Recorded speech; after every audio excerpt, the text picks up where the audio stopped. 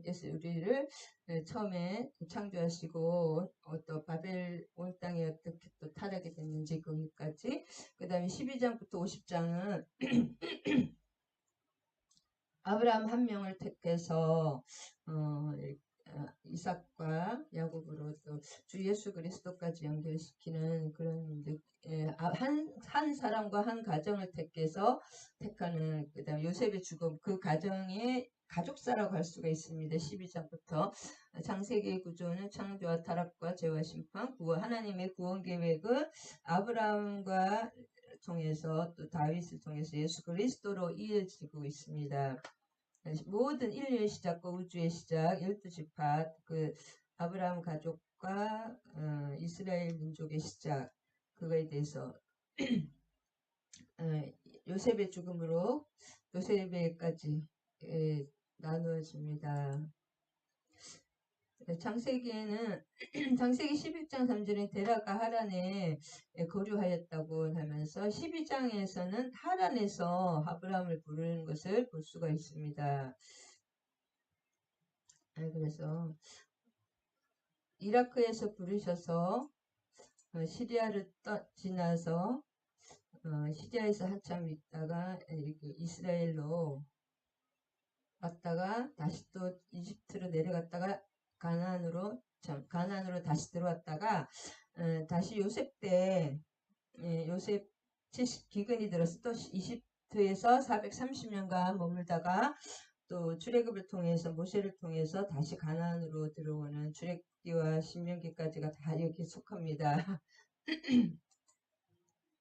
가나안의 하란과 가나안의 우상들 생각보다 굉장히 발달된 곳이라고 합니다. 그래서 아까도 얘기했지만 창세기 이제 12장부터 족보 이야기, 아브라함의 가족사, 아브라함을 어떻게 한 사람을 택해서 그 가정을 통해서 아브라함과 다윗의 자손 예수 그리스도, 마태복음 1장에 예수 그리스도까지 가기 위한 그 시작을 아브라함의 가족에 대해서 쭉 나옵니다. 그 다음에 데라의 세 아들 중에서 하란 아브라함과 나홀, 지금 하란에도 나홀성 이 자손들의 그 이름이 붙은 커다란 뭐랄까 그것들이 있습니다. 갈대아 우르에서 나오는데 갈대아 우르는 이라크 동남부의 아주 비옥한 지역이었고 최초의 도시였다고 합니다. 도시의 시작이 우르고 고대 문명의 중심지였고 우상 숭배의 직결지였다. 그 다음에 아브라함은 고대 모든 세계의 중심축이 아브라함이라고 합니다. 고대 그 민족들의 아브라함에서 유대교가 나왔고 기독교와 이슬람교 3대 종교의 아버지라고 불리는 아브라함. 하란이 그 이슬람교의 그 성지가 그 근거지로 삼고 있습니다. 그 다음에 1929년 뉴욕타임즈에 우르와 아브라함의 유적지가 발견되면서 아브라함은 그냥 이렇게 초라한 유목민이 아니라 도시의 창시자라고 엄청난 그 아브라함의 유적지들이 우르와 아브라함의 유적지가 발견되었다. 할렐루야.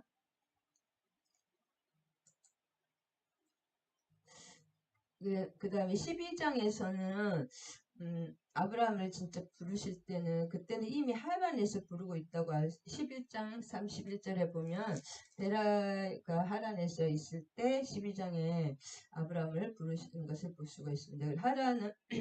하란도 굉장히 발달된 곳이고 두강 사이 메소포타미아 그 지역이라고 그 최북단이라고 할 수 있습니다. 유브라테스 티그리스 강 사이에 아람인의 땅, 시리아잖아요. 시리아 땅이 이제 지금 그 다음에 여기가 제2의 고향이고 하란에서 부친과 머물다가 205세에 데라가 돌아가시고 12장에 이제 다시 한번 이제는 진짜 떠나라 하나님이 다시 한번 강력하게 부르시는 것을 볼 수가 있고 유서 깊고 이 우르라는 갈대아 우르라는 것은 그 당시 메소포타미아 문명의 발생지였고 굉장히 발달한 도시라는 것이 그 유적지를 통해서 우르와 아브라함 유적지들이 발견되면서 아브라함은 유목민이 아니라 도시의 창시자라고 그 뉴욕타임스 제목이 그랬습니다.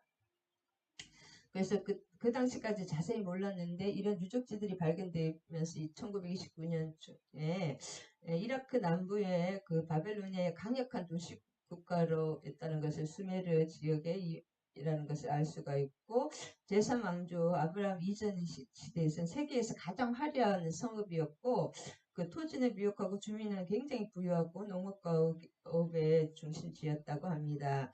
그래서 하란도 이 못지않게 그래서 아브라함은 이 도시의 창시자였다는 것이 좀 발견되는 게 그 아브라함의 그 형제들의 이름이 그 하란의 이름에 그 지명이 되어 있다고 합니다. 벨렉, 수룩, 나홀, 데라, 하란이라는 이름이 그 지금 메소포타미아 북부의 도시 지명으로 지금까지 남아있기 때문에 이 가족들이 굉장히 이렇게 친족들, 아브라함의 친족들 이름이 지금까지도 그 도시의 이름으로 되기 때문에 굉장히 하란에서 좀 잘 살았다 그것을 알 수가 있습니다.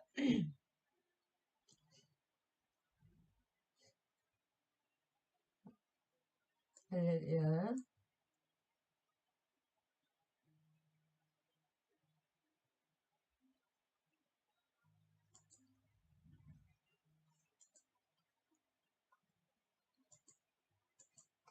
할렐루야. 그래서 좀 배경을 좀 알면 더 좀 정확하게 알 수가 있어서 배경을 잠깐 살펴봤는데, 그래서 하란에 대해서 한 번 더 나눠보면은 이제 12장에서도 실은, 11장에서는 갈대아 우르가 아니라 하란에 있을 때, 하란이 마지막에 나오는데 12장에서 그래서 데라가 하란에 이르러 거기서 거류하였습니다. 지금 하란의 데라의 그 가족들의 이 도시의 이름이 엄청 아까도 말씀드렸지만 남아있고 벨렉 나홀 데라 하란 이런 거 벨렉스룩 이런 도시 이름 지금까지도 그러니까 이 가족이 굉장히 그 이렇게 뭐랄까 도시 이름까지 될 정도로 그 굉장히 그런 것을 세력을 차지하고 있었다 하란에서 그걸 알 수가 있습니다. 둥지를 하란에서 진짜 둥지를 틀고 있었다고 합니다. 그래서 뭘 말씀드리려고 했냐면은 그래서 하나님은 이렇게 잘 살고 있는 아브라함을 불렀다.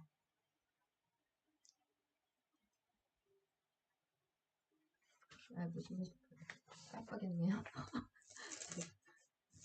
깜빡 제가 그냥 자 16장을 요약해보면 지금 이제 15장까지 16장을 요약해보면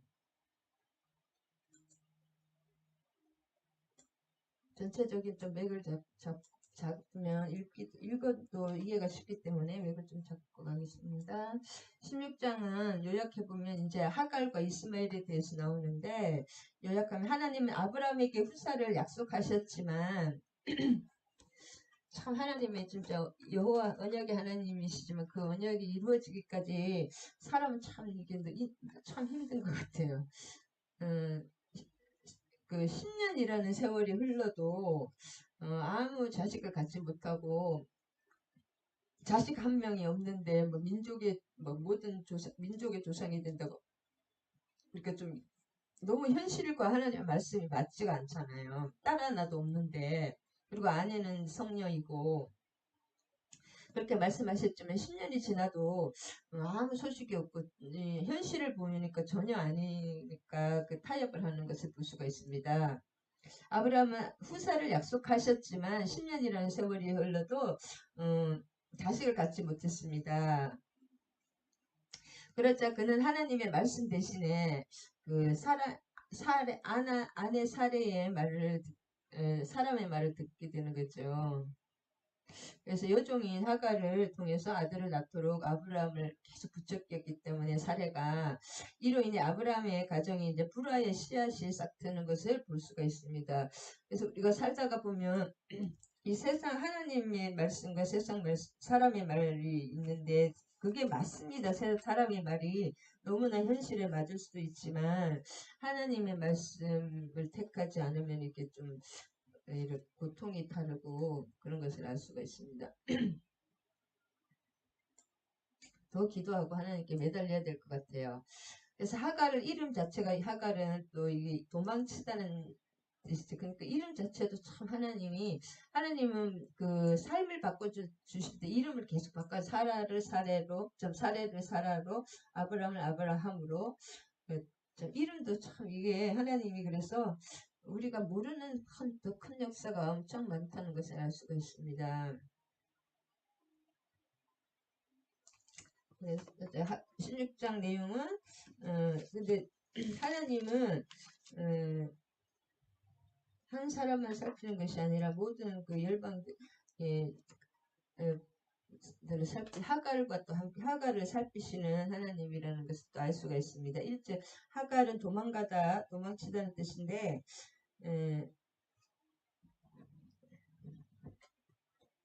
그래서 하여튼 아까부터 10년이니까 그런 거 참 하나님의 약속과 현실은 너무나 반대일 수가 있기 때문에 우리가 진짜 이 육신 그래서 아까 뭐지 그 말씀이 계속 나요. 로마서 8장 8절 육신의 생각과 우리의 생각과 하나님의 영의 생각은 반대고 서로 원수가 된다. 그렇기 때문에 참 이게 신앙생활이 그래서 힘든 것입니다. 하나님 뜻을 알기 위해서는 끊임없이 또 기도와 말씀으로 아브라함이 하갈과 동침하였더니 하갈이 임신함에 자기의 임신함을 알고 그 주인의 열수. 사람이 참 이게 있죠. 환경이 좋아지고 좀 높아지고 이렇게 어떻게 생각하면 종에서 좀 축복 그렇게 좀 뭔가 아들을 낳으니까 엄청난 자기 위상이 올라가니까 금방 교만해지는 것을 알 수가 있습니다. 근데 이것은 사례가 삐뚤어진 마음으로 먼저 이렇게 하갈을 이렇게 했기 때문에 초래했다.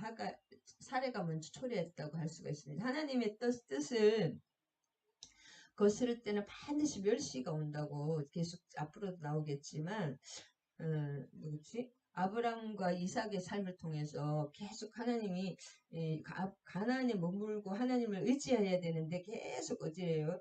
그 이집트에 가는 그 길에 계속 머물게 될 때 멸시함을 당하잖아요. 아내를 뺏기는 그것이 얼마나 큰 수치입니까? 그래서 하나님의 뜻을 거스를 때는 항상 이게 수치가 온다. 그것을 오늘 갑자기 생각이 나네요. 그래서 하나님의 뜻을 거슬릴 때 이렇게 가정이 흔들리고 얼마나 고난 속에 들어가는 것을 볼 수가 있습니다. 사례가. 그래서 11절에 이제 쭉 보면서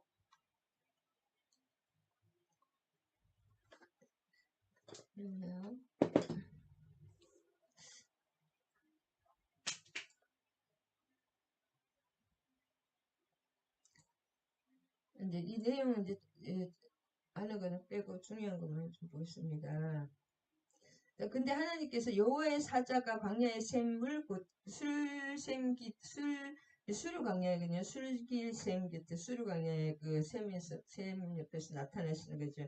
하나님은 이렇게 참 우리 진짜 연약한 자를 보살펴주 여호와의 사자가 여기서 이 여호와의 사자라는 것은 성육신을 하기 전에 예수님을 말한다고도 합니다. 하여튼 현현하신 성자 예수 하나님이라고도 하기도 하는데 하여튼 여호와의 사자 말라크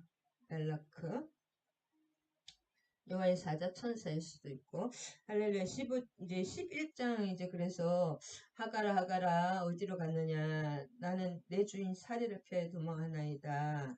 그래서 하갈이 기도를 했든지 하여튼 하나님이 찾아오셨. 근데 하나님 항상 우리를 먼저 찾아옵니다. 하나님 항상 말씀하시고 사람은 무관히 여기신다. 욥기 33장 13절에 하나님은 또 말씀하시고 그러니까 묻지 않고 내 말을 듣지 않았다고 계속 하나님은 그렇게 말씀하시잖아요. 우리가 하나님 앞에 나아가는 것이 기도하고 나아가는 것이 중요합니다. 하나님의 뜻을 구하는 것이 우리 왜 안 나아가지를 않기 때문에 하나님이 역사해 뜻을 가르쳐 줄 수가 없는 거잖아요. 기도하지 않기 때문에 그다음에 어디로 자, 이렇게 하나님, 만일에 이것이 이제 기도잖아요. 하나님, 기도가 뭡니까? 하나님과 소통하는 거, 대화하는 게 기도잖아요. 그래서 이제 실제로 이렇게 육으로 이렇게 현현하셔서도 얘기할 수도 있고, 이제 그냥 영으로 기도해서 하나님과 대화하는 것이, 소통하는 것이 기도인데, 하나님과의 영적 소통이 기도잖아요. 근데 이렇게 하시는 것은 결국은 하나님이 전지전능하신 하나님께서 몰라서 물어보는 게 아닙니다. 기도는 나를 아는 과정이고 하나님의 음성에 하나님의 뜻에 나를 뭐랄까 복종시키고 맞춰가는 것이 기도고 하나님께서 우리에게 막 진짜 실제로 보면 하나님 우리에게 말씀하시고 기도하시는 거예요. 실제로 그렇기 때문에 우리가 기도의 자리에 나아가는 것이 참 중요합니다. 왜냐하면 하나님이 전지전능하시고 모든 것을 주권적으로 움직이기 때문에 그래서 항상 성경은 역설입니다. 이렇게 몰라서 물어하는 게 아니라 이제 자기 인칭이라 그럴까 지금 자기가 객관적으로 내가 이런 처지를 자기가 아는 거예요. 사례가 하나님은 천사가 왜 몰라 이미 파송해 오셨는데 더 모든 것을 아시잖아요. 전지하시니까 오셨는데 이렇게 내 주인 살해를 피하여 도망했으니까 그 수하에 들어가라. 복종하라는 것입니다. 그래서 여호와의 사자가 또 그에게 이르되 그 수하에 복종하라. 그럴 때 내가 지금 현재는 고난이 있지만 하나님의 음성에 순종할 때 축복이 있습니다. 그 다음에 그럴 때 내시를 크게 번성하여 그 수가 많아 셀 수 없게 실제로 그 이슬람이라든지 셀 수가 어마어마한 인구가 많잖아요. 이 이스마엘에 이렇게 된 것입니다. 그 이후에 하나님께 순종을 했으면 축복에 저게 됐지만은 계속 하나님을 멀리했기 때문에 이제 그 대적자들이 된 것이죠. 하나님께서 이스마엘을 이름을 네가 아들을 낳으리니 이름을 이스마엘이라 하라. 이는 여호와께서 내 고통을 들으셨어. 그러니까 하나님께서 내 고통을 들으셨음이라는 뜻이거든요. 하나님께서 들으신다는 뜻입니다. 이스마엘 시몬 사무엘 시몬 이런 다 하나님께서 들으신다. 하나님은 우리의 신음소리까지 듣고 계십니다. 그래서 하나님께 계속 묻고 이렇게 내가 하나님 뜻을 몰라도 계속 이렇게 말하고 묻고 하나님께 자꾸 물어보고 이렇게 하는 것이 참 좋습니다. 그러면 어느 순간에 이렇게 깨닫게 되고 알게 됩니다. 감동을 주시고 그 다음에 13절에 여호와의 사자가 임신하였은즉 아들을 낳으리니 이스마엘이라 하리라. 자, 그 다음에 하갈에게도 하나님이 이렇게 하나님 얼마나 그 약한 자의 하나님이신지 하갈이 자기에게 이르신 여호와의 이름을 나를 살피시는 하나님이라 하였으니 이는 내가 어떻게 여기서 나를 살피시는 하나님을 배웠는고 함이라. 하나님은 이렇게 비천하다고 할 수 있잖아요. 이방 여인도 다 살피시는 하나님이시죠. 그래서 이름을 부엘라 헤로이라 불렀으며 그것은 가데스와 베레 사이에 있더라. 그래서 이 셈이 또 계속 또 사용되죠. 나를 살피시는 살아계신 하나님의 우물이라는 뜻입니다. 부엘라 헤로이. 나를 살피시는 살아계신 이의 우물. 이 당시 우물이 생명이나 마찬가지. 어마어마한 우물이 없으면 죽잖아요. 물이 사막에서. 그래서 물이 있으면 다 삽니다. 그래서 나를 살피시는 우물. 그래서 복종에서 하갈은 사레에게 돌아갔고 15절 아브라함의 아들의 나음에 아브라함이 하갈이 낳은 아들 이름을 이스마엘이라 하였다. 그래서 지금 하갈이 이 아이를 낳았다. 하갈이 아브라함에게 이스마엘을 낳았을 때 아브라함이 86세였더라. 이스마엘 하나님께서 들으신다는 게 이스마엘. 그래서 하나님은 그 사람을 차별하지 않고 다 들으십니다. 17장을 요약해 보면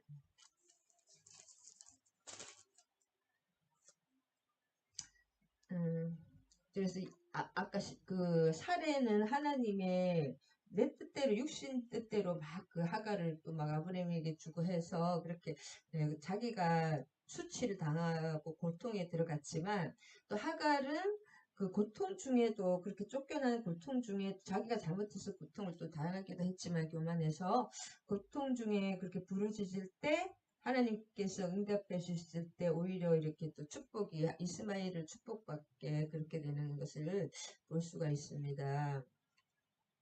17장을 요약해보면, 이제 할례, 언약이 있으면 할례, 언약이, 할례에 대해서 쭉 나오는데, 할례, 언약, 할례를 하라, 그런 거.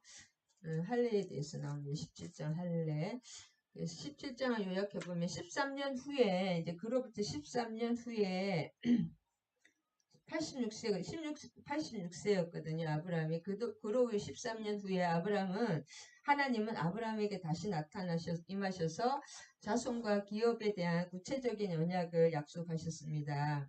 그래서 하나님은 언약의 여호와 하나님의 여도의 바보 했잖아요. 여호와 하나님은 우리와 언약은 뭐예요? 쌍방간의 언약이 있잖아요. 약속, 이렇게 관계와 약속, 언약을 이루시는 하나님, 언약하시고 그 언약을 이루시는 하나님, 이렇게 다정하고 친밀한 하나님이 여호와 하나님입니다. 그래서 성경에 여호와라는 하나님이라고 하실 때와 하나님이라고 하실 때 그 내용이 다릅니다.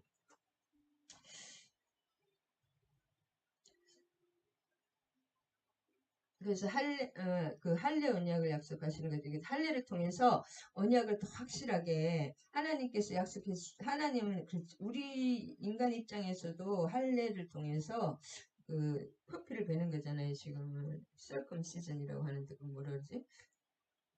남자들 이렇게 성기 표피를 베는 거.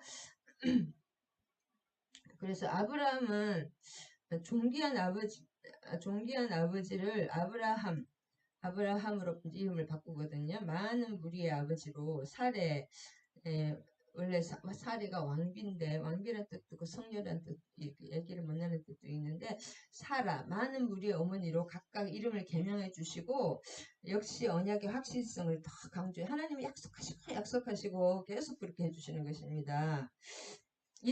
하나님은 이름을 바꿔주신다. 그래서 이 말이 말하는 대로 되기 때문에 이름은 참 말을 굉장히 축복의 말을 자꾸 하는 게 참 중요한 것입니다. 하나님은 꼭 이렇게 이름을 바꿔주시는 것 같아요. 시몬을 베드로로 바꿔주시고 신분을 바꿔주시기 전에 이름을 먼저 바꿔주신다. 그 다음에 13년 후에 이제 이 13년 동안의 성경의 기록은 빠져 있다고 합니다. 13년 후에 이제 17장이 시작되기 때문에, 그래서 이스마엘이 지금 13세가 되었고, 가나안에 들어온 지는 24년이 이스마엘에게 빠져 있었을 것 같아요. 14년에. 왜냐하면 하나님이 특별한 의미가 없는 시간은 길어도 그것을 기록을 하지 않으시기 때문에, 이스마엘에게 빠져 있었을 것 같아요. 그렇게 진짜 오랫동안 기다렸대. 어쨌든 이방 여인에게라도 아들을 자기 씨잖아요. 그래도 아브라함이 씨니까. 그래서 성경 기록 빠져 16장 16절 이스마엘을 낳았을 때가 86세였기 때문에 지금 13을 더하면 지금 99세입니다. 아브라함은. 이스마엘은 지금 13세로 쑥쑥 자랐고 그래서 하나님은 하나님의 약속의 자녀가 아니기 때문에 하나님에게는 이스마엘의 그 자라는 동안에 하나님에게는 큰 의미가 없었는지 모르겠어요. 하여튼 내 언약을 너와 나 사이에 두게 내가 큰 번성하게 하리라. 그다음에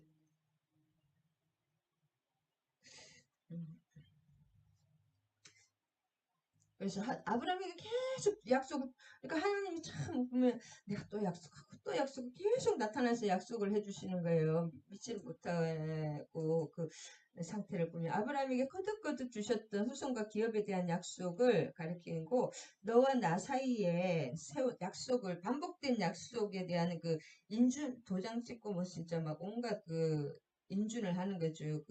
다시 막 언약을 하고 인준을 하고 하나님의 언약이 마침내 실현될 때가 이제 되었다는 것을 말하고 이제 아브라함이 그동안에 이스마엘에게 빠져서 살았을 것 같아요. 13년 동안 어쨌든 이렇게 살게 하나님이 그래도 그런 것을 다 허용하신 다음에 이제 때가 되면 하나님의 때에 반드시 하나님이 또 그에게 말씀하시 하나님 모든 것은 여기 주어는 하나님, 성경의 모든 주어는 하나님이십니다. 사람은 도구로서 사용되고, 그 다음에 아브라함이 하나님이 그의 말씀을 엎드린다는 것은 하나님을 경외한다는 그런 자세고, 예비의 자세, 하나님에 대한 예비의 자세. 하나님은 이로써 아브라함은 이제 자기가 그 첩으로 발생되었던 그의 자녀에 대한 그런 것, 가정 불화와 잘못을 하나님께 내어놓고 이제 3절에 보면 회개하였다는 것을 알 수 있습니다. 그동안에 이제 이렇게 허락했다가 그냥 내비도 13년 동안 이렇게 내비도 6일은 그렇고 좀 하여튼 안 나타났다가 갑자기 하나님이 나타나시고, 왜냐하면 하나님을 경외하며 그분께 참된 예배를 드리는 것은 하나님에 대한 부끄러움이 없는 마음과 순전한 삶을 갖지 않고서는 할 수 없다는 것입니다. 그래서 하나님이 진짜 받으실 때는 우리가 막 내 맘대로 하다가 그냥 우상 숭배하는 것이 아니고 하나님께 그분께 참된 예배를 드릴 수 있니 내 마음이 정결해야 되고 삶이 하나님의 뜻대로 순결해야 하는 삶을 가질 때 그렇게 진정한 예배가 되기 때문에 그 삶을 또 했겠죠.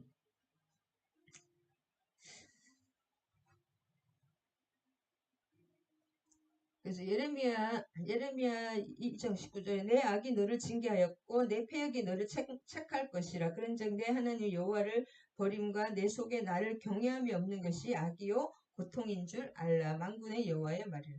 그래서 하나님을 안 믿는 사람들은 믿지 않는 그 자체로 고통이에요. 다른 게 고통이 뭐 죽어서 고통을 당하는 게 아니라 살아서 고통을 그 믿지 않음으로 인해서 마음의 평강이 없고 두려움과로 고통을 당하는 것입니다. 믿음이 없는 그 자체가 벌이다.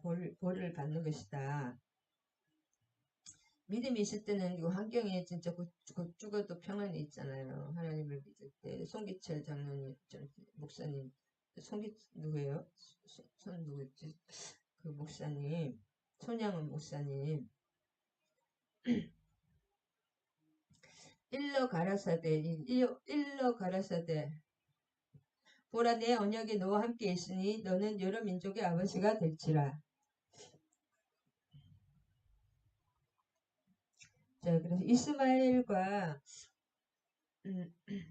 민족의 여러 민족, 그러니까 여러 민족의 아버지가 이슬람과 유대교, 뭐 온갖 기독교 그런 것까지 다 아버지가 되었잖아요. 아브라함은 여러 민족의 아버지가 됩니다. 그다음에 이스마엘 민족 그두라 이제 그두라가 다시 들어와서 그두라의 족속들, 에돔 족속들, 아브라함의 영적 자손이 굉장히 많잖아요. 이스라엘뿐만 아니라 에돔 족속 그두라의 자녀들을 통해서 또 이스마엘을 통해서 이슬람, 그런 많은 민족의 아버지가 이스라엘 한 민족이 아니라 여러 민족의 조상이 된 겁니다. 그것까지도 하나님은 이미 다 예정하시다랄까. 그 이후로는 내 이름을 아브라함이라 하지 않고 아브라함이라니 너를 여러 민족의 아버지가 되게 함이라. 아까 사례를 사라로 바꾸고 열국의 어머니로, 그 다음에 아브라함도 아브라함 여러 민족의 아버지로 바꿔주십니다. 이름을 1장 내가 내 언약을 너와 너 및 내 대대의 후손의 사이에 세워 영원한 언약을 삼고 너와 내 후손의 하나님이 되리라. 그래서 하나님은 당대에 나만 축복하신 것이 아니라 우리 대대로 하나님의 축복은 대대로 자손 만대로 대대로 흘러갑니다. 그분 자손 하나님을 버리지 않으면 신앙을 가지고 하나님을 믿고 따르게 되면 이 자손 그 부모의 그 축복이 계속 하나님은 대대로 이어주십니다.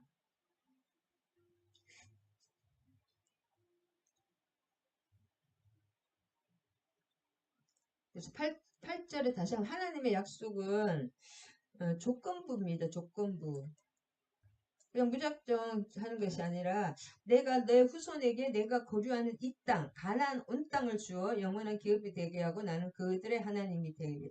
이 가나안 땅에 머물러라는 게 하나님이 정해주신 그 순종을 해야 되는 것입니다. 믿음과 순종으로 축복을 받는 것이다. 그래서 하나님은 언약의 여호와 언약의 하나님이신데 언약은 뭐예요? 쌍방간의 약속을 잡는 것이 언약이잖아요. 내 혼자서 그냥 이렇게 하는 것은 은혜고 그냥 일방적인 은혜, 그냥 선물로 주고 끝나는 것이 아니라 언약은 쌍방간의 관계성을 통해서 이루어지는 것이다. 믿음과 순종은 하나님이 언약하시지만 우리가 믿음으로 반응해야 됩니다. 순종으로.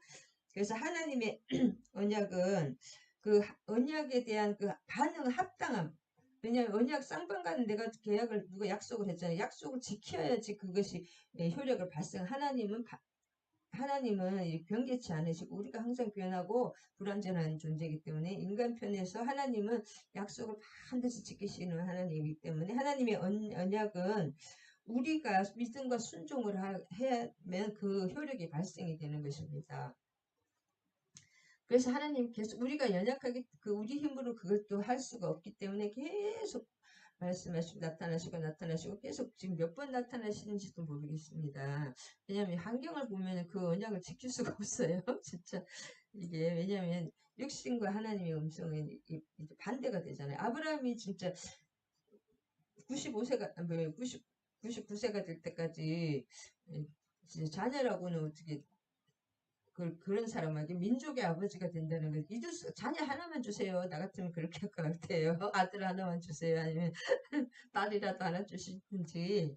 근데 그거 하나도 없이 민족의 진짜 황당하잖아요. 너무 말이 안 되니까.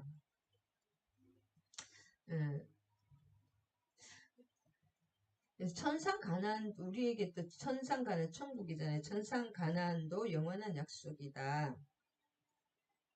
이게 이 땅에서 하나님은 이 땅만 아니라 영원한 천국의 약속까지 주시는 것입니다. 이 땅에서 잘 먹고 잘 사는 것이 아니라 영원한 본향에 왔다가 본향의 하늘나라의 언약이 더 중요하다. 하나님이 또 아브라함에게 계시되 그런즉 너는 내 언약을 지키고 내 후손도 대대로 지키라는 게 쌍방간의 언약이기 때문에 쌍무계약이라고 해요. 쌍무계약. 그다음에 10절과 11절 할례 언약의 포피를 할례를 받으라 나와 너희 후손 사이에 지킬래요. 할례 언약의 포피를 나와 내 언약 사이에. 근데 이것은 이미 중동 지역에서 널리 펼쳐 있는 성년 의식이었다고 합니다. 이 할례라는 것은 이스마엘 족속과 에돔 족속과 암몬 족속과 애굽인들도 이것을 다 시행하죠.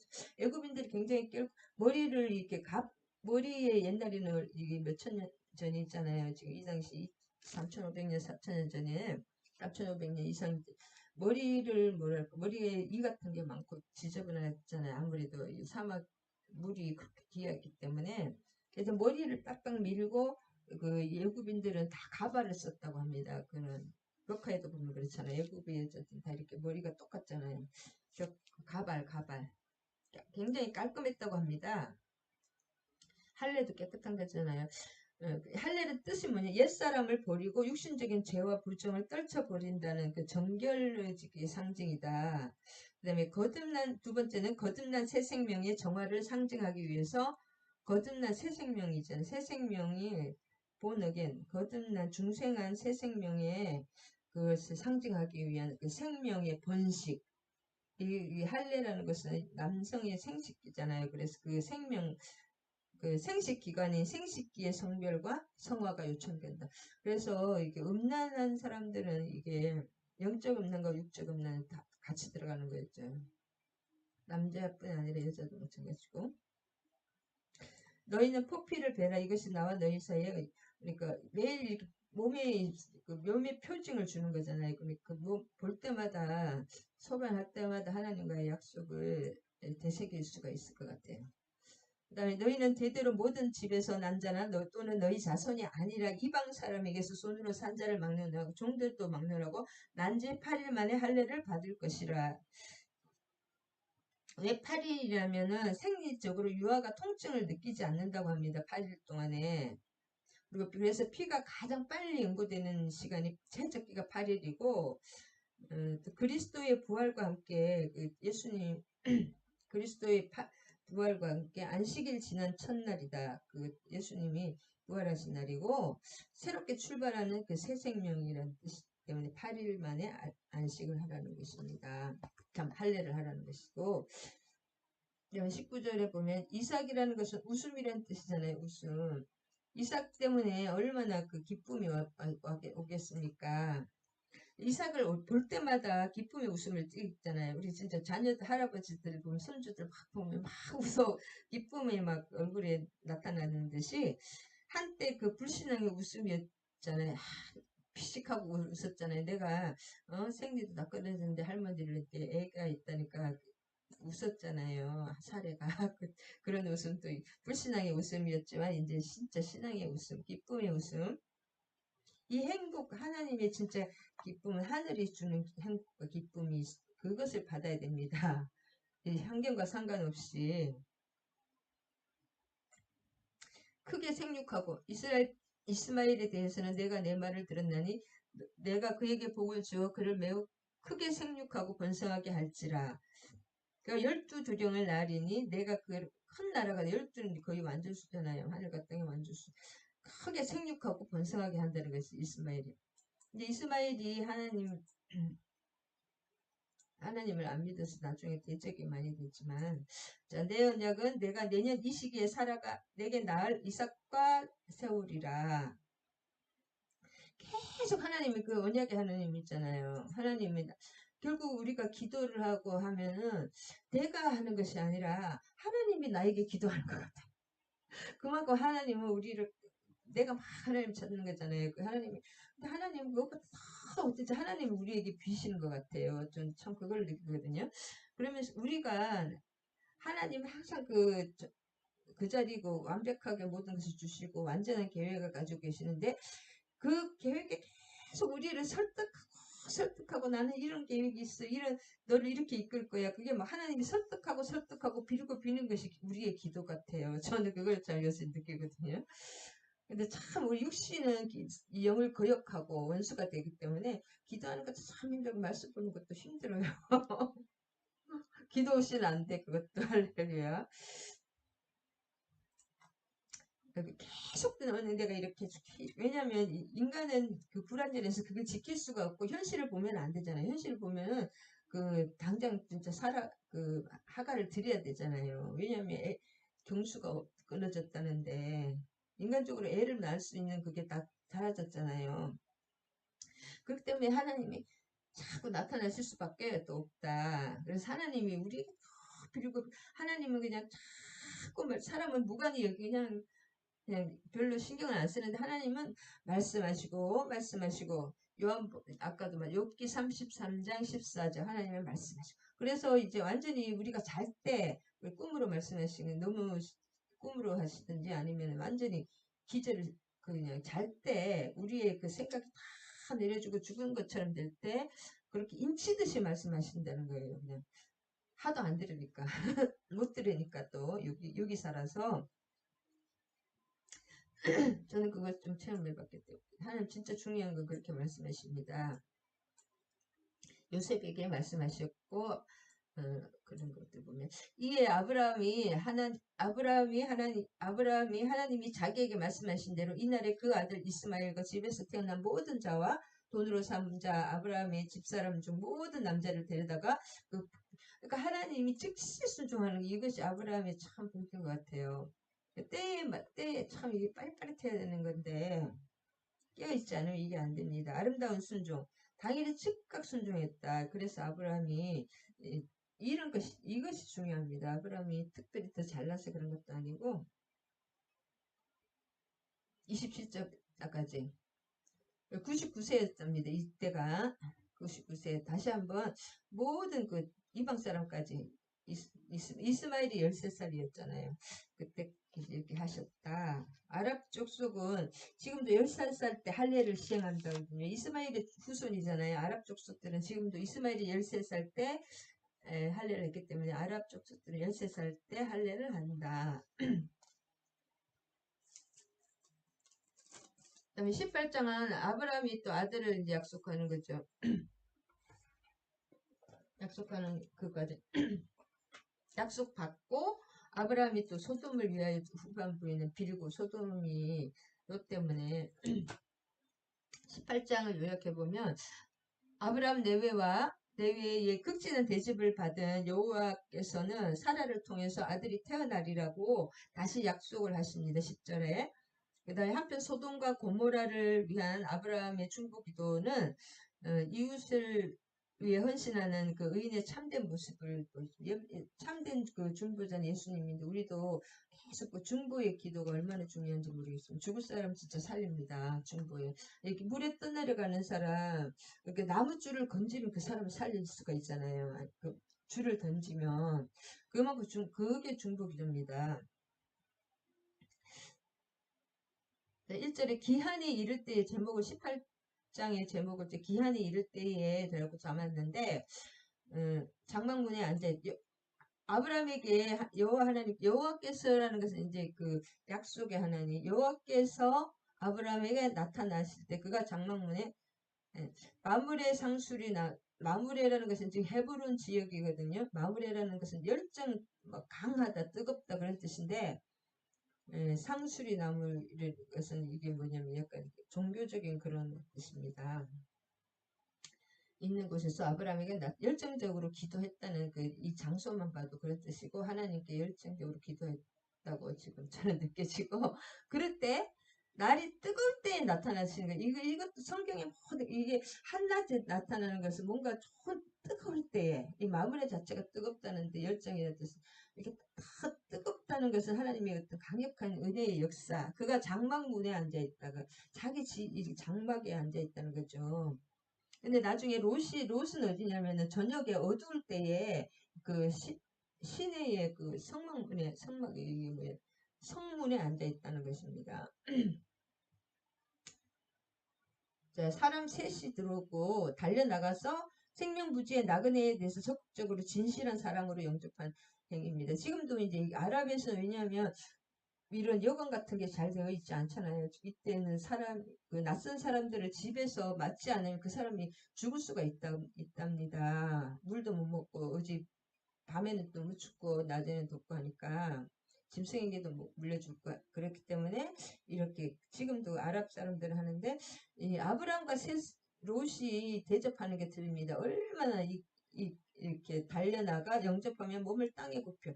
그러니까 얼마나 아브라함의 인격이 겸손하고 그런 따뜻한 사람이라는 것을 알 수가 있습니다. 몸을 땅에 굽혀. 근데 근동에 꼭 하나님이 아니라도 하나님인지 알았을지 모르겠지만 그 귀한 방문자에게 이렇게 근동에서는 이렇게 이것이 인사 양식이라고 합니다. 내 주여, 내가 일반적인 이 주여라는 것은 아주 존칭어라고 합니다. 꼭 하나님이란 그런 뜻도 있지만 일반적인 존칭어입니다. 내 주여라고 이렇게 극존칭으로 사용하고 물을 가져오자 이게 발이 더럽잖아요. 그러니까 뿔로 씻고 나무 아래에서 이렇게 음식을 대접하는 것입니다. 떡을 쭉 이렇게 하고 고급스러운 그 떡을 대접하고 8절에 보면 아브라함이 엉긴 젖과 우유와 하인이 요리한 송아지를 가져다가 그들 앞에 차려놓고 나무 아래 모셔 섬에 그들이 먹으니라. 영적 존재 하나님과 그 수행천사잖아요. 여호와 하나님 기꺼이 음식을 드신 까닭은 뭘까요? 그래서 이것이 왜냐면 예수님도 그 부활하신 후에 음식을 막 제자들과 드시고 막 고기도 베드로와 그 물가에서 그 물고기 구워서 드시고 같이 드신 것처럼 이것은 실제 꿈이나 환상이 아니라 실제 사건이었다는 것을 그렇게 말하고 있는 것입니다. 실제 사건이었다는 것을 확신시키고 또 아브라함과 더 친밀한 교제 이렇게 음식을 먹을 때 친밀한 교제 식탁 교제가 중요하잖아요. 그 친밀한 교제를 나누시기 위함이셨다. 누가복음 그 4장 41절에도 제자들과 부활하신 예수님께서 식사를 같이 계속 드시잖아요. 그거 마찬가지입니다. 친밀한 교제. 그리고 실제 사건이었다. 그다음에 11절에 아브람과 사라는 나이가 많아졌고 사라에게는 여성의 생리가 끊어졌다. 이게 이제 원어로 생명의 날들이 다 지나갔어. 이제 죽을 때가 됐다는 거예요. 이제는 생명의 날들이 다 지나간 거예요. 이제는 나이가 생리가 끊어졌다. 그리고 그런 생명의 날이 다 지나갔다. 그런 뜻이거든요. 근데 인간의 그런 것들이 다 끝날 때 하나님이 역사하시는 걸 볼 수가 있어요. 인간의 내가 진짜 심령이 가난할 때 나는 나의 그 뭐랄까 나의 그 뭐랄까 나의 그 아무것도 할 수 없다는 것을 깨닫는 그럴 때 하나님의 역사가 일어납니다. 심령이 가난한 자가 복이 있다는 것입니다. 내 마음에 나의 그 전적 부패성을 깨달을 때 인간의 하나님의 전지성입니다. 여호와께서 아브라함에게 이르시되 사라가 왜 웃으며 이르기를 내가 늙었거늘 어떻게 아들을 낳으리요. 사라가 속으로 오른 거 하나님은 다 아시잖아요. 여호와께서 능치 못함이 있겠느냐. 내년 기한이 이를 때 기한이 돼야 됩니다. 하나님의 카이로스의 시간이 들어가야지 인간의 시간에 우리의 인간의 크로노스의 시간에 하나님의 카이로스 시간은 시공을 초월하여 침입합니다. 그 하나님의 때에 하나님을 모두 깨뜨고 있기 때문에 내가 내게로 돌아오리니 사라에게 아들이 있으리라. 사라가 두려워서 부인하여 이르되 내가 웃지 아니하였네. 이르시되 아니야 내가 두려워서 막 그래. 그래서 참 하나님은 인내와 사랑의 열정이 대단하신 것 같아요. 끝까지 포기하지 않으시고 하여튼 그렇게 본인들은 다 포기했잖아요. 근데 하나님은 끝까지 포기하지 않으십니다. 사라가 자신의 속마음이 드러나니까 너무 두려워서 나그네인 줄 알았는데 뭔가 이렇게 권능과 그 어떤 뭔가 그런 두려움 그런 거 있잖아요. 절대 어떤 뭔가 다르시다 그런 걸 느낀 것 같아요. 그다음에 16절에서 아브라함이 21절까지 그 사람이 일어나 소돔으로 향하고 아브라함은 그들을 전송하려 나갔더라. 그다음에 내가 하려는 것을 아브라함에게 숨기긴 친구라는 거죠. 아브라함은 그 친구, 아브라함은 하나님의 친구였다. 에녹 막 이런 사람처럼 하나님 친밀한 사람에게는 숨기지 않으시잖아요. 다 가르쳐 주시는 것입니다. 그 다음에 아브라함의 후손에게도 또 이 불의에 대한 경고가 필요했기 때문에 아브라함에게 얘기를 해주는 것이 이렇게 하면서 이렇게 소돔과 고모라가 이렇게 음란하여서 이제 그렇게 하나님께 불순종해서 망한다는 것을 경고를 또 알려주기 위해서 그렇다고 합니다. 33장에 보면 처음에는 뭐예요? 중보기도를 계속 50명이 의인이 있으면 그 다음에 45명이 있으면 하나님이 용서해 주실 것입니까? 계속 묻고 40명이면 용서해 주실 것입니까? 30명이면 20명이면 용서해 주실 의인이 10명이면 용서해 주십니까? 까지 이제 깎은 거예요. 깎았는데 하나님 그 의인 10명이 있으면 내가 10명으로 말미암아 멸하지 않을 것이라고 계속 얘기했는데 의인 10명이 없었던 겁니다. 여호와께서 아브라함과 말씀을 마치시고 가시니 아브라함도 자기 길로 돌아갔더라. 하나님께서 이제 이 땅을 떠나서 하늘을 거쳐러 올라가신 것뿐 아니라 사랑의 형상을 부수시고 무형상인 실체로 돌아가신 것을 말씀을 드립니다. 그 천사 둘은 이제 저기로 갔죠. 소돔으로. 19장 오늘 19장까지 해야 될 것 같습니다. 할렐루야. 소돔의 제약에 대해서 소돔의 제약 19장을 요약하면 소돔의 제약과 롯이 소돔을 이제 떠나는 과정 그거까지 있는데 그 다음에 마지막에 이제 모압과 암몬 조상의 자손의 조상이 되잖아요.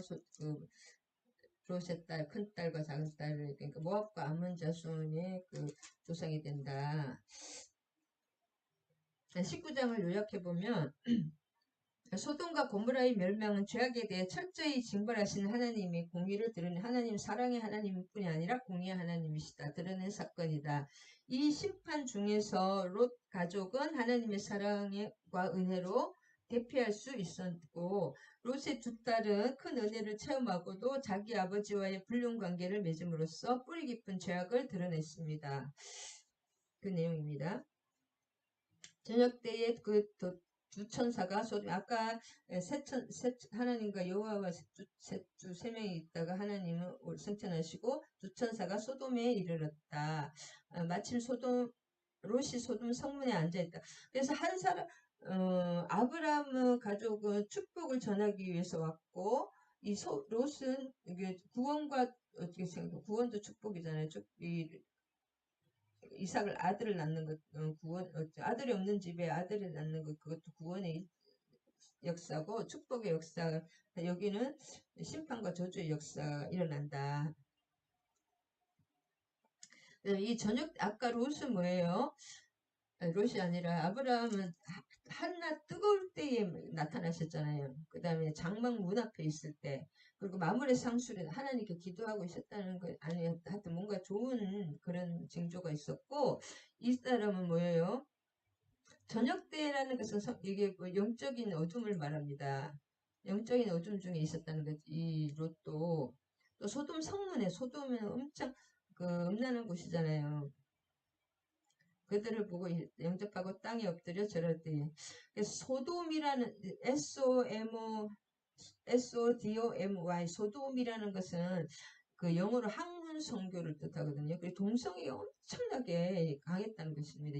이 당시가 지금도 영어의 그 소돔이라는 것은 동성 그런 거 음란을 뜻하기 때문에 얼마나 그 말이 오죽하면 그렇게 됐겠습니까? 이 동성 이런 게 지금 더러웠다고 합니다.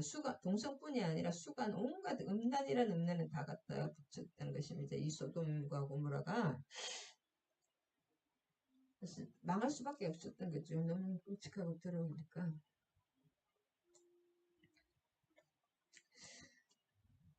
이 소돔이란 뜻은 뭐냐면 아브라함 아까 이름 자체가 열국의 아버지라고 바뀌었는데 소돔은 걸렸다, 불탔다, 욕망이 불탔다 그런 뜻이 소돔.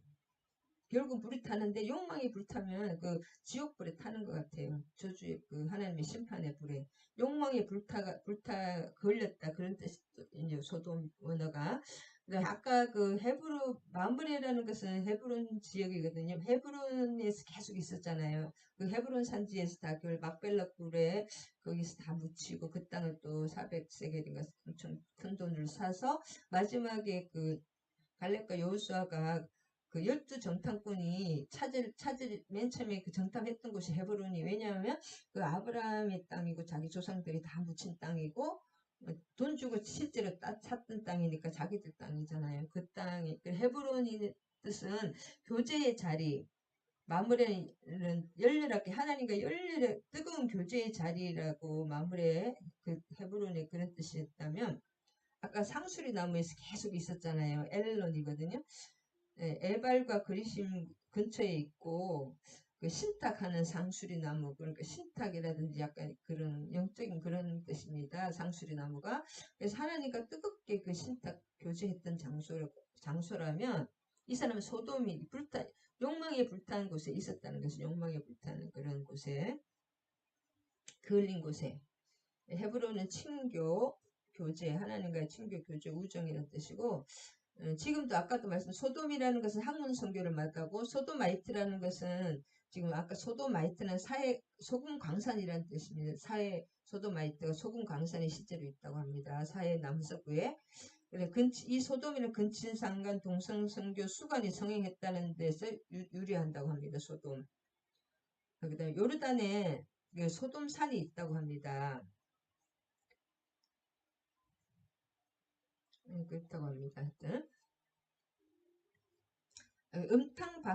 방탕, 각종 사악한 죄악들이 활개치는 때라고 합니다. 이 저녁 때, 영적 어둠의 때에, 저녁 때에 이르렀다. 그 다음에, 이 성문이라는 것은 모든 것을 재판장 성문이라는 것은 모든 그 시장 뭐 알려주고 이렇게 뭐 왕의 명령 뭐 그런 거 알려주고 사교 생활 모든 것이 거기서 이루어지는 것이 성문이었다.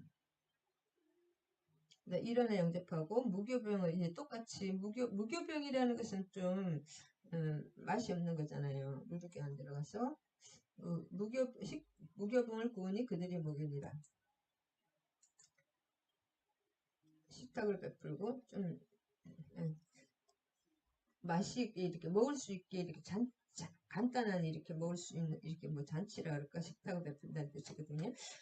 그 음료수, 포도주를 대접하고 이렇게 음식을 대접하는 곳에 그들이 눕기 전에 그 성사람 소돔 백성들이 노소를 막느라고 원근에서 다 모여 그 집을 애웠어. 자, 이 사람들은 뭐 동성이 온갖 그런 것만 생각하는 거잖아요. 그러니까 이 천사들이 굉장히 아름다웠을 거라고 합니다. 그 두 천사는 왜냐면 이 동성애에 물들은 사람들이니까 그 천사들은 남성이었는지는 모르겠지만 오늘 밤 그들을 상관하리라 그런 뜻이 동성한다는 뜻인데 두 천사가 완전한 사람의 형태로 왔기에 그들의 수려하고 아름다운 용모는 금방 소동 주민들의 눈에 띄었을 것이라고 하고 그러니까 너무 아름답고 수려한 그 남성 두 명이 들어오니까 막 미친 듯이 들어오는 거예요. 이 짐승 같은 사람들이. 롯이 문 밖에 우리에게로 나가서 뒤로 문을 닫고 그래서 고대 동방에는 자기 집에 온 손님을 안전하기 위해서는 자기의 다치는 것도 불사하고 반드시 보호해야 되는 그런 관례가 있었다고 합니다. 그래서 이게 롯이 이제 그렇게 롯도 이 사람들이 보통 사람들이 안 하는 것도 알았죠. 보호해야 된다는 거. 쭉 이렇게 해서 롯이 지체함이 근데도 롯이 이제 이렇게 막 천사가 재촉하여서 이 성을 멸하니까 빨리 가자고 그렇게 막 했는데 진짜 그렇게 멸할 수밖에 없는 그런 짓을 또 하고 있잖아요. 왜 이렇게 왜 지체를 하느냐. 천사가 막 끌어당길 때, 이 손을 잡아서 막 이렇게 끌어당길 때까지 지체를 하느냐. 왜냐면, 본래 재물에 욕심이 많았던 그 롯으로서는 죽음 앞에서도 자신의 재산을 다 놓고 가야 되잖아요. 그것이 뭐냐 아쉬워서, 롯의 아내는 결국은 그것을 너무 아쉬워서 머뭇거렸고, 노아와 아브라함은 이것이 다릅니다. 하나님이 명령할 때 다 버리고 즉시 하나님의 명령에 적극적으로 순종했는데 이 롯은 보면 계속 이렇게 뒤를 뭐 이렇게 지체하고 막 아까워가지고 어쩔 줄을 모르는 그런 거 있잖아요. 그게 물질에 대한 욕심이 많았다는 그것을 알 수가 있습니다. 그래서 오늘날도 많은 사람들이 무리들이 헛된 일에 분유하며 오직 재물 쌓기에만 급급한다고 하는데 성도의 재물은 하늘 창고에 쌓여야 됩니다. 여기는 잠시 잠깐 있다가 가는 나그네 거주민이거든요. 노아처럼 아브라함처럼 생명의 말씀에 귀 기울이고 순종하는 것이 참된 부요의 그 유일한 길입니다. 이번에도 포항에서 6사람인가 돌아가시잖아요. 비가 갑자기. 그때도 우리 포항에 계시는 우리 목사님이 말씀하시는데 그 두 분 집사님이 있었대요. 가니까 물이 차서 차를 포기하고 왔는데 그 전에 들어갔던 사람은 차를 포기를 못 해가지고 또 급할 때는 그냥 차고 뭐고 다 포기해야 되는데 차를 끝까지 이렇게 끌고 나오다가 다 또 돌아가셨다고 하시더라고. 그러니까 하나님이 지혜가 있으니까 이건 안 되겠다 싶어서 차를 포기했던 두 집사님은 살았대요. 어쨌든 급할 때는 물질에 눈물면 죽습니다. 진짜. 그래서 손을 잡아 계속 하나님의 무조건적인 강권적인 사역입니다. 손을 잡아서 인도해 놨다는 거죠. 막 계속 이게 안 갈라고 돈돈 하는데 막 끌고 가는 거 하나님의 강권적인 사역이다. 그래서 오늘날 우리에게도 이렇게 하나님의 무조건적인 부르심이 있고 또 제사함의 은혜 로마서 8장과 5장 에베소 1장과 히브리서 10장 그런 게 있습니다. 하나님이 이런 막 손을 잡아 이런 은혜가 없었다면 롯도 우리도 모두 사단이 잡아당기는 손에 의해서 죽음의 수령으로 우리는 떨어졌을 것인데 이 순간도 하나님은 우리를 얼마나 구하신지 모릅니다. 인자를 더하주시는 그에게 자비를 더하심이었더라. 이게 뜻이 뭐냐면 그 상대방의 행위에 상관없이 그저 베푸는 긍휼과 동정을 말하시는 불가항력적인 은혜 하나님의 그냥 그 무조건적인 사랑을 의미합니다. 그에게 자비를 더하시 그냥 놔두면 이 사람들 다 죽었지 않습니까? 그래서 끝까지 안 나오려고 막 그런 거를 억지로 끌고 내는 것 같아요. 끌어내는 것 같아요. 하나님이. 아브라함이 그 아침에 일찍 일어나 여호와 앞에 서 있던 곳에 일어나 롯의 아내는 소금 기둥이 되었더라. 자기가 스스로 얼마나 아까웠으면 끝까지 쳐다보다 하나님의 음성보다 자기 욕심이 더 눈이 멀었던 거죠. 뒤를 돌아보지 말라. 그럴 때는 이 명령은 어기면 잘못하면 죽습니다. 그런데 이렇게 됐는데 아브라함이 왜 그 아침에 일찍 일어났느냐.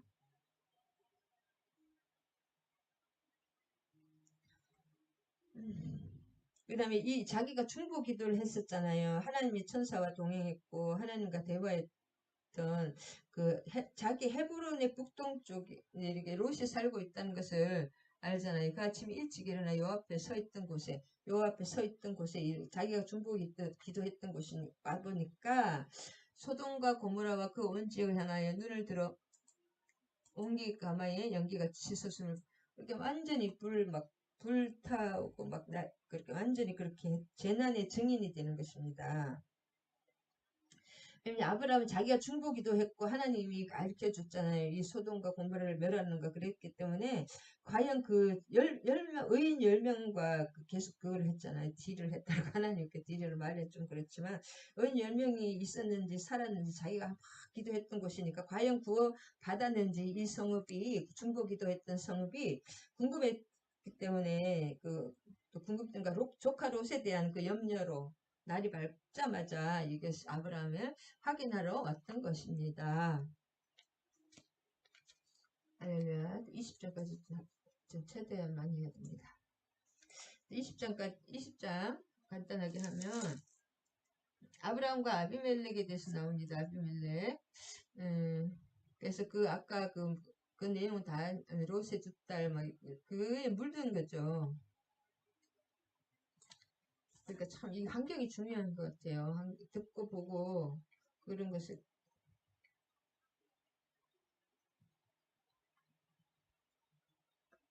듣고 보고 그 환경은 계속 그렇게 하면 물들어 버립니다. 어릴 때부터 거기서 자라고 살았고 막 그러면 자, 그 밤에 하나님이란 뜻은 20장엔 아브라함과 아비멜렉 요약을 해보면 20장을 창세기 20장을 요약해보면 과거 애굽에서처럼 아브라함은 아내 사라를 누이라고 또 속이는 것입니다. 두 번째 이제 마누라를 팔아먹는 좀 그렇게 그렇지만 참 이것이 보면 이것이 우리 하나님이 미성숙한 우리 이 아브라함을 성숙시키는 과정이고 미성숙한 아브라함의 신앙 여정과 성장 과정이라고 제가 아브라함이 계속 이 신앙 우리가 삶에 통해서 신앙이 점점 많이 달라지는 것 같아요. 그래도 고난을 통해서 점점 많이 좋아지는 것 같습니다. 고난이 진짜 고난이 없다면 돈 많고 내가 원하는 대로 다 했으면 그게 소돔처럼 좀 소돔이 아니라 롯처럼 될 수가 있습니다. 그래서 고난이 참 중요한 것입니다. 애굽에서처럼 아브라함은 사라를 누이라고 사라를 속이고 그랄 왕에게 자기 아내를 빼앗기는 그 지경에 처했고 이 와중에서도 하나님이 직접 그랄 왕 아비멜렉의 꿈에 나타나서 사라를 취하지 못하도록 막으시고 또 인간의 그 불순종에도 불구하고 무엇을 하나님의 구속 역사를 진행하시는 하나님의 주권을 보여주십니다. 그래서 결국은 다 보면 하나님이 계속 이끌어서 달래고 또 이렇게 약속하고 내가 해줄게 계속 그래도 안 돼요. 또 딴 데 쳐다보고 또 딴 거 하고 있으면 해줄게 달래고 저기까지 가야 돼 막 하나님이 내가 이것도 해놓고 저것도 해놓고 저것도 해줘. 근데 또 막 그 과정인 것 같아요. 보면 참 하나님이 우리에게 계속 빌고 막 하나님께 우리를 달래고 그 하나님이 우리를 그래 뭐라 설득해 나가시는 것 같아요. 계속. 그래서 아브라함이 거기서 네게브 땅으로 옮겨가 가데스와 술 사이에 거주하는. 근데 이것은 또 뭐를 또 상징하냐면 네게브 땅 낮은 땅 네게브가 굉장히 그 뭐예요? 이스라엘은 산지가 오히려 그 이스라엘에서 비옥하고 낮은 땅이란 네게브는 사해 네게브 낮은 땅으로 갈수록 그 척박합니다. 그래서 왜냐면 살기가 힘드니까 계속 그 네게브로 쫓겨가고 가데스 수르 광야잖아요. 가데스 광야 알죠? 가데스 바니아와 수르 광야 사이 그랄의 근유. 그랄이라는 것은 뭐냐면 가나안과 이집트에 가는 길목이거든요. 그랄을 지나면 이집트를 갈 수 있기 때문에 뭔가 살기가 힘들어서 이제 쫓기고 이 아브라함은 쉽게 그 도시의 건설자라잖아요. 기술이 엄청 좋았기 때문에 그래도 재산이 많았고 그런 것을 이 아브라함 가족이 다그 하란에서 그 도시에 다 도시를 건설했던 사람들이기 때문에 이런 많기는 많은데 가데스에는 가나안에는 뭐 이미 가난족들이 있고 다 좋은 것은 다 찾아있기 때문에 점점 그 가족을 보호하기 위해서 이렇게 쫓기고 그런 것을 알 수 있습니다. 그러면 애굽으로 가볼까? 그러면서 애굽은 저기 그 가뭄이 없으니까 술 사이에 그랄. 그러니까 우리가 세상과 하나님의 뜻 사이에 그 중간지대에 머무르는 거예요. 우리가 믿음이 없으니까 그랄 중간지대입니다. 그럼 나중에 이삭도 그랄에서 똑같은 일을 당합니다. 수치를 당해요. 하나님의 뜻에 불순종할 때는 세상에 수치가 오는 것을 볼 수가 있습니다. 똑같은 일을 계속 두 번이나 반복하죠. 거기서 아브라함이 거기서는 뭐냐 헤브론 마물의 상수리 숲풀에서 장막을 빼는 거죠. 장막을 이때는 이동식이니까 장막을 빼서 네게브 땅으로 내려가는 것입니다. 왜냐하면 이 셋 족속이 23장으로 셋 족속 23장의 세수 족속으로부터 안전을 지키기 위해서 결국 뭔가 이렇게 가족의 안전과 자기 재산을 지키기 위해서 안전을 도모하기 위해서 이렇게 옮기는 것이 결국은 더 좋은 대로 안 좋으니까 그랄은 이제 팔레스틴 남부 사해 서쪽에 사해라는 거 네게브 쪽에 그쪽이죠. 사해 서쪽에 팔레스틴 이게 뭐예요? 블레시스 붙은 작은 성읍이고 나중에 이삭도 형년을 피해서 이쪽으로 왔죠. 왜냐하면 그 지중해를 누구 블레셋 사람들 굉장히 잘 살았습니다. 근데 일부만 왔기는 했지만 그 사람들이 누구냐 하면은 그 뭐예요? 마케도니아 그 밑에 무슨 예요? 그 섬에 크레타 섬에 그 문명이 굉장히 발달했거든요. 그 지역 사람들이 일부가 지금 여기로 미케네 문명의 그 사람들이 이제 쫓겨나와서 그 크레타 문명도 엄청 잘 살았거든요. 그 마케도니아 헬라 문명이 그때 철기 문명이었고 굉장히 잘 살았습니다. 이 팔레스틴이 끝까지 지금도 팔레스틴이잖아요. 블레셋 땅이라는 그 사람들이 최고의 문명이기 때문에 그쪽과 지중해 그쪽과 이집트 사이에 그게 먹을 게 뭐 있었을 거예요. 그쪽으로 계속 옮깁니다.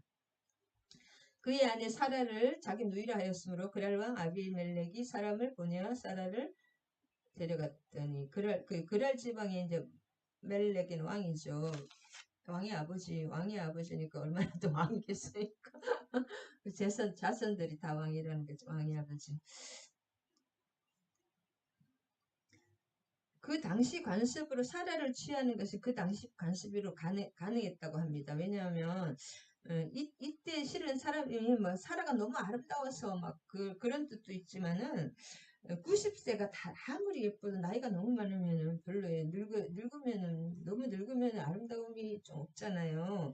90세 때는 다 사라의 미모 때문이니까 지금 그 학자들이 생각하는데 그것보다는 오히려 정략 결혼을 통해서 자기 영토권 내에 이주했잖아요. 자기 영토권이잖아요. 아비멜렉 그랄 왕이니까 자기 안에 영토에 들어온 이 아브라함이 엄청 부유하고 강력한 족장이었잖아요. 그래도 사병이 318명이 있으니까 그 식솔들이 얼마나 많겠습니까? 집에서 먹이고 길리우는 그 어린애 때 자란 사람들이 당장 싸울 수 있는 사람이 318명이나 그러니까 엄청난 강력하고 부유한 그 족장 아브라함과 동맹 관계를 맺기 위해서 그 사라를 취했다는 것은 왜냐하면 그 아브라함의 동생과 결혼을 하면 동맹이 되니까 결혼 동맹이 가장 셉니다.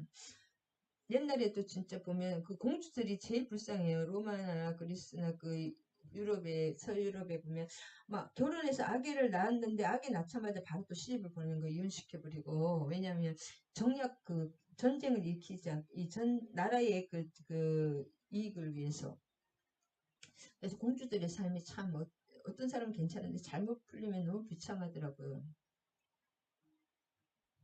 근데 미갈이 그런 케이스입니다. 미갈도 결혼해서 이미 남편이 막 울고불고 따라왔는데 그걸 이혼을 시키고 다윗과 결혼했다는 것은 다윗이 미갈을 어느 정도 이용했다는 그런 것도 있더라고요. 역사적으로 객관적으로 역사적으로 보면 그러니까 미갈이 다윗을 좀 싫어했을 수도 있겠다. 자기 남편을 하고 잘 살고 있는데 강제로 이혼하고 다윗 그 왕의 정통성을 그래도 이어주기 위해서 자기를 이용하는 그런 것도 있지 않을까 그런 생각도 한번 해봅니다. 자, 3절에 그 밤에 하나님이 아비멜렉에게 현명하시고 그에게 이르되 내가 데려간 이 여인으로 말미암아 내가 죽으리니 그는 남편이 있는 여자. 참 하나님이 아비멜렉과도 함께 했다는 것이죠. 아비멜렉도 하나님, 그래서 하나님이 꼭 이 성경에 쓰여있다 그 사람만 하나님이 아니라 하나님이 열방의 하나님이시다. 하나님께서 자기를 계시하기 위해서 꿈에 나타나시고 이것 지금 요즘도 많이 하나님 꿈으로 많이 보여주신다고 하시더라고요. 자, 4절에 그래서 이 다 내용 이제 생략하고 16절을 보겠습니다. 다 아시는 내용이니까 아브라함이 이르되 내 앞에 내 땅이 있으니 내가 보기에 좋은 대로 행하라. 그래서 참 하나님이 주권적으로 이렇게 보호해 주시는 것이 우리가 하나님이 하시는 것을 수만 가지고 우리 눈에 보이는 좀 불평이나 이런 거는 한두 가지밖에 없는데 하나님은 하시는 수만 가지고 다 하나님의 손에 있다. 하나님의 보호하심이 있습니다. 우리가 하나님이 보호해주지 않으면 진짜 한시도 살 수가 없다. 아비멜렉이 양과 소와 송들을 이끌어 아브라함에게 주어 그의 아내 사라도 그에게 돌려보내고 그러니까 오히려 그 하나님이 나타나서 아비멜렉에 겁을 주서 아비멜렉이 이 사람이 보통 사람이 아니구나 오히려 이렇게 이것이 뭐냐면 430년 후에 나중에 30년 동안 이집트에 살다가 그 가지고 나오잖아요. 오히려 또 재물을 가지고 나온 그런 것도 또 이렇게 상징적으로 알 수가 있습니다. 하나님은 그냥 재물까지 주어서 내보낸다. 아브라함에게 내 땅이 내 앞에 있으니 내가 보이는 대로 거주하라. 그러니까 너가 제일 좋은 땅에 거주하라는 거죠. 이집트에서도 제일 좋은 그 가나안으로 가기 좋은 그 땅에다가 거주했잖아요. 그다음에 은 1000개를 내 오라베에게 주어서 11.4kg라고 합니다. 은 1000세겔은 11.4kg를 속정과 화해의 선물이다. 그다음에 아브라함이 하나님께 기도하며 하나님이 아비멜렉과 그의 아내와 여종을 치료하사 출산하게 하셨으니. 자, 그래서 이것이 왜냐면 내일이 다 해결되는 일이라. 그래서 하나님이 참 은혜죠. 아브라함이 이 아비멜렉 왕을 기도하게 해서 궁지에 몰린 아브라함에게 선지적인 권위를 회복할 수 있도록 그의 기도를 들으시고 아비멜렉 집안의 우환을 치료하여 주심으로 모든 사람이 아브라함을 우러러 보도록 하나님은 만들어 주시는 것입니다. 아브라함의 그 실수를 진짜 뭐랄까 혼내지 않으시고 오히려 하나님이 축복으로 바꿔주시는 것을 알 수가 있습니다. 그 다음에 여호와께서 이왕에 아브라함의 아내 사라의 일로 아비멜렉의 집에 모든 태를 닫으셨습니다. 그래서 하나님이 이 태도 열고 닫고 태를 그런 것을 사라를 위한 기적적인 보호와 약속된 자녀의 순결성을 유지하기 위한 그 특별 조치를 하고 하나님의 은혜 가운데 주신 모든 언약은 인간의 실수나 잘못에도 인간이 항상 넘어지고 불완전하기 때문에 죄를 지을 수가 있습니다. 그럴 때도 그 효력은 상실되지 않으면 알 수가 있습니다. 이거를 보내서 우리가 하나님이 약속하면 나 또 순종하지 못하고 나는 연약해서 안 돼. 나는 안 돼. 안 돼. 그런 수가 있지만은 하나님은 하나님의 주권으로 하나님이 일을 하시기 때문에 그 효력이 우리 인간의 실수나 잘못에 의해서 효력이 상실되지 않습니다.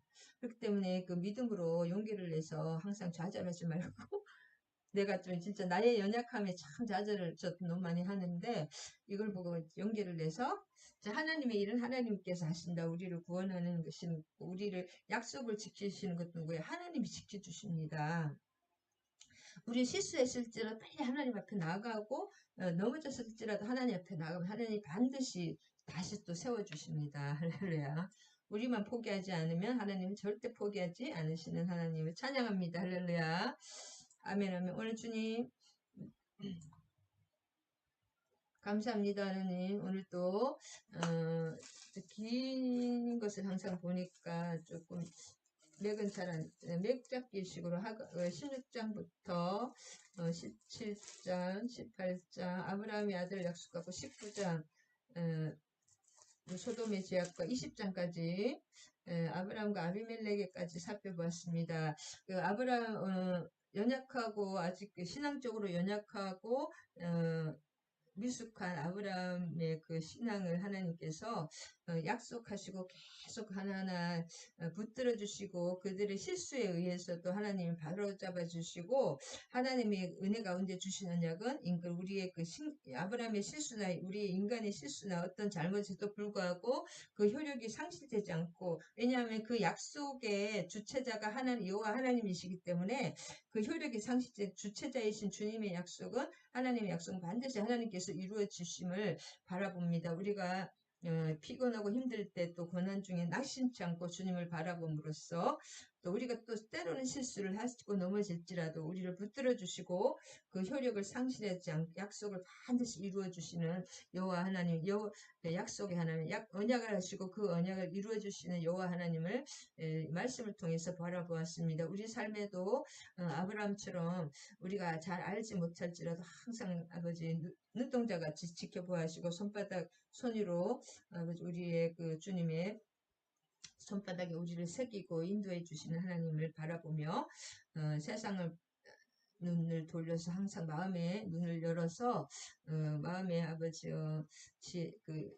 마음의 눈을 활짝 열어주셔서 하나님의 인도하심을 깨달을 수 있는 지혜와 계시의 영으로 가득가득 말씀과 기도로 승리하는 저와 우리 지체들이 되게 하여 주시옵소서. 모든 말씀 우리 주 예수 그리스도 이름 받들어 감사드리며 기도드립니다. 아멘 아멘. 주기도문과 축도하심으로 예배 마치겠습니다.